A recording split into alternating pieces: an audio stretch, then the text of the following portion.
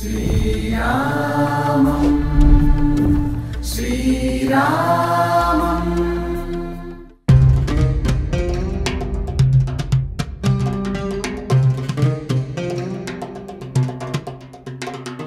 చూసారు కదా, మన వెనకాలే ఎక్కడికక్కడ ట్రాఫిక్ డైవర్షన్స్ కనిపిస్తున్నాయి కాబట్టి కొంచెం ఇక్కడ ట్రావెల్ ని అవాయిడ్ చేసుకుంటే better.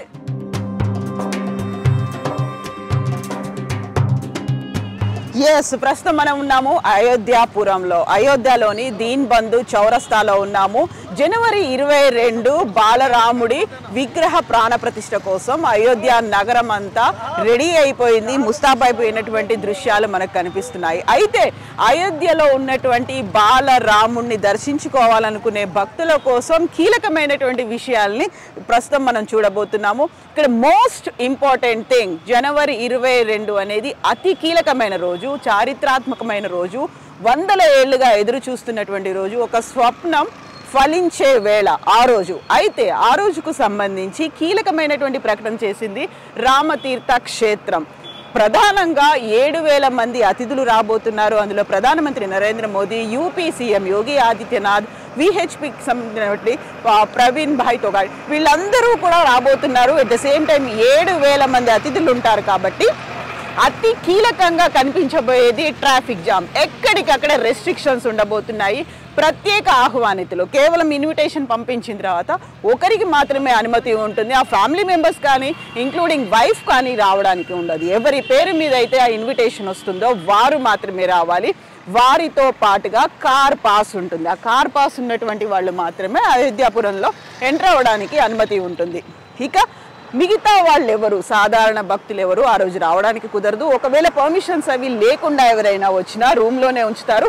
At the same time బయట కూడా తిరగడానికి వీలుండదు. అందువల్ల 22వ తారీఖు కాకుండా ఆ తర్వాత రాముడి దర్శనానికి వస్తే బెటర్ అనేది రామతీర్థ క్షేత్ర చెప్తోంది. రామ జన్మభూమి కోసం కరసేవకులు ఎంతమంది అయితే శ్రమించారో, ఎంతమంది అయితే పోరాటం చేశారో, ఉద్యమంలో పాల్గొన్నారో వాళ్ళందరినీ కూడా స్పెషల్ ఇన్వైటీస్గా 24వ తారీఖు నుంచి పిలుస్తోంది రామ జన్మభూమి తీర్థక్షేత్ర. అంటే ఒక్కొక్క జిల్లా నుంచి 2,000 మంది వస్తారు, మ్యాక్సిమం 5,000 ఉంటారు. సో ఓవరాల్గా చూసుకున్నట్టయితే ఉన్నటువంటి రాష్ట్రాలు ఎన్నున్నాయి, అందులో ఎంతమంది ఏ జిల్లా నుంచి కరసేవకులు ప్రత్యేక ఆహ్వానితులుగా రాబోతున్నారు. సో ఆ నెంబర్ కూడా విపరీతంగా ఉండబోతోంది. సో ఒక్కో జిల్లా నుంచి 2,000 మంది అంటే ఆ రోజు ఆ రాష్ట్రం నుంచి ఎంతమంది వస్తారు, ఇవన్నీ కౌంట్ చేసుకుంటే, క్యాలిక్యులేట్ చేసుకుంటే రద్దీ అనేది విపరీతంగా ఉండబోతోంది. సో దానివల్ల ప్రయాణం వాయిదా వేసుకోవాలి. వందల ఏళ్లుగా ఎదురు చూసినటువంటి బాలరాముడి దర్శనం కోసం మరికొద్ది రోజులు వేచి చూస్తే ప్రాబ్లం ఏముంది? ఇంతకాలం ఎదురు చూసాం, మరికొంతకాలం ఎదురు చూసి కొంచెం ఫ్రీ అయిన తర్వాత, అంతా సెటిల్ అయిన తర్వాత వస్తే బెటర్ కదా అనేది రామతీర్థ క్షేత్రం చేస్తున్నటువంటి విజ్ఞప్తి. ఇప్పుడు జనవరి 22 లోపే వచ్చి రాముడిని చూద్దాము అనుకుంటే అప్పటికి రామ్లల్లా ప్రాణ ప్రతిష్ఠ అయితే జరగదు. కాకుంటే ఇక్కడ కన్స్ట్రక్షన్ వర్క్ అవుతోంది. ఆ తర్వాత హడావుడి హెవీ వర్క్ లేకుండా ఉండాలి అనుకున్నప్పటికీ కూడా అది కొంచెం కష్టతరమైన పని. ఎందుకంటే ఇక్కడ every other day CM Adityanath వస్తున్నారు. దాంతో పాటుగా ట్రాఫిక్ డైవర్షన్స్ ఉన్నాయి. అట్ ద సేమ్ టైం నాలాల క్లీనింగ్తో పాటుగా రోడ్ వైడనింగ్, కన్స్ట్రక్షన్ వర్క్ ఇవన్నీ అవుతున్నాయి. కాబట్టి ట్రాఫిక్ జామ్స్ అనేవి అతి ఎక్కువగా కనిపిస్తున్నాయి. సో ఎక్కడికక్కడ జామ్ ప్యాక్డ్గా ఉండబోతోంది అయోధ్యాపురం అంతా. అండ్ ఇంకొక అంశం, ఒకవేళ మనం బయటికి ఎక్కడికైనా వెళ్ళాలి అనుకుంటే తిరగాల్సింది ఇక్కడ లోకల్గా అవైలబుల్గా ఉన్నటువంటి ట్యాక్సీల్లో కాదు. ఇంపార్టెంట్ థింగ్ ఇక్కడ కనిపిస్తోంది, అయోధ్యాపురం అంతా ఉండేది battery autos. Battery autos is the best thing అని చెప్పుకోవచ్చు. ఇప్పుడు మనం బ్యాటరీ ఆటోలోనే వెళ్తున్నాము.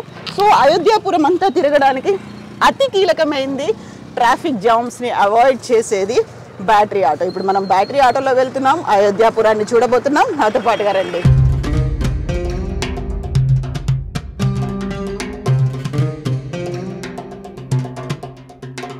సో చూసారు కదా, మన వెనకాలే ఎక్కడికక్కడ ట్రాఫిక్ డైవర్షన్స్ కనిపిస్తున్నాయి కాబట్టి కొంచెం ఇక్కడ ట్రావెల్ని అవాయిడ్ చేసుకుంటే బెటర్.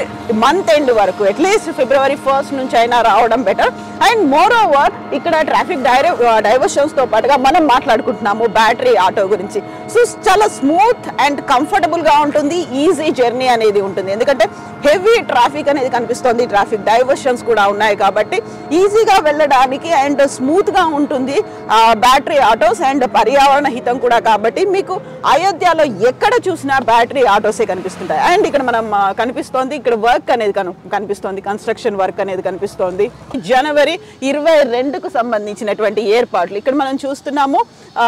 మొత్తం ఎంత अंगरंग వైభవంగా ముస్తాబైనటువంటి అయోధ్యాపురానికి సంబంధించి చూస్తున్నాం. భయ్ आप कुछ बोल रहे थे इसके बारे में? तो ఈ అయోధ్యకి సంబంధించి ఎంట్రీ గేట్ ఇది ఎంత కలర్ఫుల్ గా కనిపిస్తుందో చూడండి. ఇక్కడ నుంచి మనం అయోధ్యలోకి ఎంటర్ అవుతూ ఉంటాము. మనకి అక్కడే కనిపిస్తున్నారు ప్రయాణికులు, ఎందుకంటే చాలా వరకు ఇక్కడ ప్రయాణికుల్ని రెస్ట్రిక్ట్ కూడా చేస్తున్నారు. ఇప్పటి నుంచే మనం చూస్తున్నాము ఎక్కడెక్కడి నుంచో నడిచి వస్తున్నటువంటి ప్రయాణికులు కనిపిస్తున్నారు. అందులో ఇంత చలిలో కిలోమీటర్ల మేర రాముణ్ణి చూడడానికి వస్తున్నటువంటి భక్తుల్ని చూస్తున్నాము, నడిచి వస్తున్నటువంటి భక్తులు. సో ఒకటి మనం చలికి తట్టుకునేలా ప్రిపేర్ అయి ఉండాలి. ఎట్ ద సేమ్ టైం ఇక్కడ ఉన్నటువంటి రద్దీ, ట్రాఫిక్ డైవర్షన్స్ ఇవన్నీ కాబట్టి నడిచి వెళ్ళాల్సినటువంటి పరిస్థితులు కూడా ఉంటాయి. కాబట్టి కొంచెం పోస్ట్పోన్ చేసుకుంటే బెటర్. ప్రస్తుతానికి రాముణ్ణి చూడడానికి వస్తున్నటువంటి భక్తులు అక్కడ టెంపరీగా అరేంజ్ చేసినటువంటి రామ మందిరంలో రాముని చూడడానికి వచ్చేటువంటి భక్తులు కనిపిస్తున్నారు. ఇక ఇదంతా మనం చూస్తున్నాము ఎంట్రీ పాయింట్కి సంబంధించి అందంగా సుందరంగా అద్భుతంగా అరేంజ్ చేసినటువంటి ఈ అరేంజ్మెంట్స్ అనేటివి. ఇంకా కన్స్ట్రక్షన్ వర్క్ జరుగుతుంది, అయినప్పటికీ కూడా ఇది నైట్ టైంలో చూసినట్టయితే ఒక సూర్యుడు వెలిగిపోతున్నట్టుగా ఉండేటువంటి లైట్స్ అనేవి మనకు కనిపిస్తుంటాయి. అయోధ్యకి సంబంధించి ఇది ఎంట్రీ పాయింట్. ఈ ఆర్చ్ అనేది కనిపిస్తోంది కదా, ఈ ఆర్చ్ నుంచి మనం ఎంటర్ అవుతాము లోపలికి. సో ఇక్కడ నుంచి మనం ఇంకో ప్రాంతానికి వెళ్తున్నాం, బయటకు వచ్చాము. అండ్ రైట్ సైడ్ లో కనిపిస్తుంది సూర్య భగవానుడు 7 గుర్రాల మీద సప్తాశ్వ రూఢుడై వస్తున్నటువంటి సూర్య భగవానుడు. రాముడు సూర్యవంశం కాబట్టి సూర్య భగవానుడిని అక్కడ ప్రతిష్ఠించారు. అయితే ఇప్పటికీ వర్క్ అనేది జరుగుతోంది కాబట్టి ఇంకా పూర్తి అందాలనేవి కనిపించట్లేదు. అండ్ అక్కడ ఉన్నటువంటి ఫ్లైఓవర్లను చూసినా ఎక్కడ చూసినా రామ చిత్ర కథను, రామాయణానికి సంబంధించినటువంటి చిత్రాలని వివరిస్తూ ఉన్నటువంటి ఫ్లైఓవర్లు అనేవి కనిపిస్తున్నాయి. ఎక్కడికక్కడ కలర్ఫుల్గా ఉన్నాయి, పోలీసులు ఉన్నారు, డైవర్షన్స్ జరుగుతున్నాయి. అండ్ సో మనం ఇక్కడ లెఫ్ట్ సైడ్లో చూసుకున్నట్టయితే ఇంతకుముందు మనం మాట్లాడుకున్నాము వెహికల్స్ని రెస్ట్రిక్ట్ చేస్తున్నారు, లోపలికి రానివ్వట్లేదు అని. ఇక్కడ మనకు కనిపిస్తున్నాయి ఎక్కడికక్కడ టూరిస్ట్ వెహికల్స్ అనేవి ఇక్కడే పార్క్ చేసుకొని కిలోమీటర్ల దూరం లోపలికి వస్తున్నారు రామ్ దర్శనాని కోసం, భగవంతుడు శ్రీరాముడు దర్శనానికి వస్తున్నటువంటి. అండ్ మనకు మెజారిటీగా కనిపిస్తున్నాయి ఇక్కడన్నీ బ్యాటరీ ఆటోలే. సో ప్లాన్ అకార్డింగ్లీ మీరు ఈసారి రాముని దర్శనం చేసుకోవడానికి. అండ్ ఇక్కడ మనకి క్లియర్గా విజువల్స్ ఉన్నాయి. సో ఎక్కడెక్కడ నుంచి వచ్చినటువంటి భక్తులు బస్సులనే ఇక్కడ పార్క్ చేస్తున్నారు, ఇక్కడ నుంచి నడిచి వెళ్తారు. So be prepared. మీరు రావాలి అనుకున్నప్పుడు ఎలా రావాలి, ఎప్పుడు రావాలి, అండ్ జర్నీ కూడా ఎలా చేయాలనేది ఈ వీడియోని మిస్ అవ్వద్దు మీరు, ఎందుకంటే ఇందులో మీకు కావాల్సినటువంటి అన్నీ ఉండబోతున్నాయి కాబట్టి. అండ్ పాస్ కూడా చేయండి ఈ ఇన్ఫర్మేషన్, ఈ వీడియోని పాస్ చేయండి, ఎందుకంటే ప్రస్తుతం మేము ఇక్కడ ఉన్నాము. అండ్ యూ కెన్ సీ నేను ఎంత పక్కాగా పకడ్బందీగా ఇన్ని వేసుకున్నప్పుడు కూడా చలికి వణికిపోతున్నాము. సో 9 degrees Celsius ఉంది, 11 దాటింది, ఇప్పటికి 11 అవుతుంది. అయినప్పటికీ కూడా ఇంత చలి ఉంది అంటే యూ కెన్ అండర్స్టాండ్. కొంచెం పోస్ట్పోన్ చేసుకుందాం. 100 ఏళ్లుగా ఎదురు చూసినటువంటి రామ్ లల్లా మనకు దర్శనం ఇవ్వబోతున్నాడు బాలరాముడి విగ్రహ రూపంలో. కాస్త వెయిట్ చేద్దాం, ఆ తర్వాత మళ్ళీ రాముడిని దర్శనం చేసుకోవడానికి వద్దాం. Thank you so much. శ్రీరామం